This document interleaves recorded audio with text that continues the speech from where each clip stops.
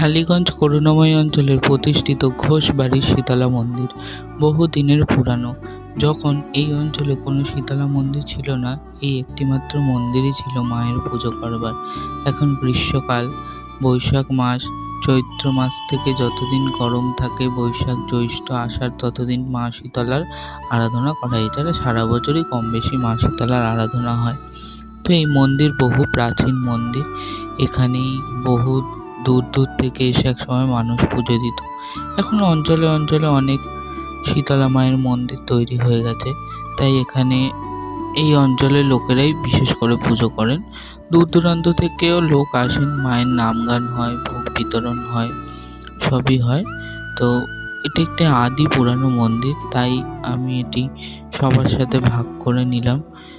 একটি বাড়ির মধ্যেই এই মন্দির প্রতিষ্ঠিত। যাত্রাপথে সবাই হয়তো দেখতেও পায়।